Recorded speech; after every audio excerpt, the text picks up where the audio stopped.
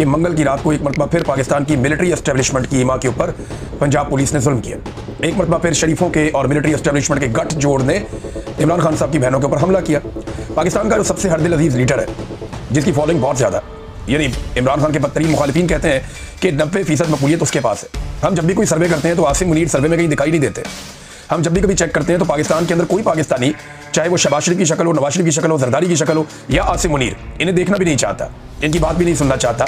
और यही वजह है कि ये जब तक मुसल्लत रहेंगे पाकिस्तान नीचे ही जाएगा। ये पाकिस्तान के इदारों को, पाकिस्तान के अवाम को और पाकिस्तान की रियासत को अब ये फैसला करना पड़ेगा कि उन्होंने इस टोले को प्रोटेक्ट करना है या पाकिस्तान को करना है, क्योंकि ये तो बात नहीं आ रहा है। इमरान खान साहब की बहनें अदालती अहकामात के साथ एक मरतबा फिर इमरान खान साहब से मिलने के लिए पहुंची। उन्होंने मुलाकात करनी थी, लेकिन मुलाकात नहीं होने दी गई। फिर दोबारा से वो धरना देकर बैठ गई। उन्होंने कहा जी हम तो यहाँ से नहीं जाते, हमारे भाई से हमारी मुलाकात करो, हमारे पास अदालत का ऑर्डर है, आप उसे कैद तन्हाई में नहीं रख सकते। खाली इमरान खान साहब को नहीं, 2.5 महीने हो गए लगभग, इमरान खान की एहलिया को भी मिलने नहीं दे रहे। इतना खौफ है और इतनी नफरत है कि वो खातून की मुलाकात भी उन्होंने रोकी हुई है।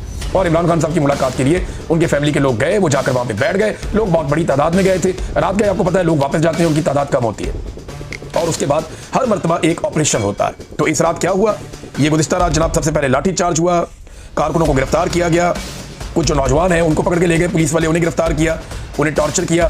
फिर पता चला कि हसनैन रफीक साहब हैं, नया पाकिस्तान के बड़े अच्छे जर्नलिस्ट हैं, और वो आवाज़ सुनवा रहे हैं जो एस्टेब्लिशमेंट नहीं सुनना चाहती। वो लोगों की वो बात और हकायक बता रहे हैं जो ये हुकूमत और एस्टेब्लिशमेंट पसंद नहीं कर रही। लिहाजा उन्हें गिरफ्तार करने के लिए स्पेशल टास्क मिला हुआ था और बंदे पहुंचे हुए थे लाहौर से कि इसको पकड़ के लाओ। अच्छा, इसके बाद जनाब वाटर कैनन का इस्तेमाल किया गया एक मरतबा फिर निहत्ती खवातीन के ऊपर। अब 70 साल उम्र है खवातीन की, 68, 69, 71, 73, ये उनकी उम्र है। अब इतनी बुजुर्ग खवातीन के ऊपर वाटर कैनन का इस्तेमाल कर रहे हैं, उनके ऊपर ठंडा पानी फेंक रहे हैं, वो भी केमिकल मिला हुआ।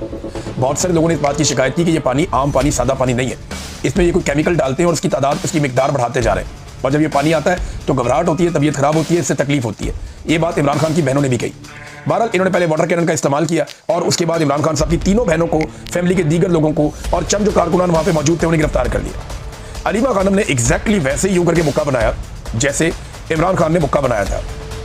जो करैक्टर इमरान खान ने शो किया वही करैक्टर इमरान खान की बहनें भी शो करती हैं। और इन्हें ले जाके चक्री के पास एक वीरान इलाके में छोड़कर पुलिस फिर भाग गई, जैसे वो हमेशा करते हैं। तो एक मरतबा फिर वही जुल्म, वही जबर। अलीमा खानम ने बाद में बात की और उन्होंने एक बयान जारी किया रिहाई के बाद। उन्होंने कहा जी कि सबको निकलना पड़ेगा, यहाँ 10,000 आदमी अगले हफ्ते इकट्ठा होना चाहिए कम से कम। उन्होंने कहा आप किसी कॉल का इंतजार ना करें, किसी ऑर्डर का या हुक्म का इंतजार ना करें, आप निकलें।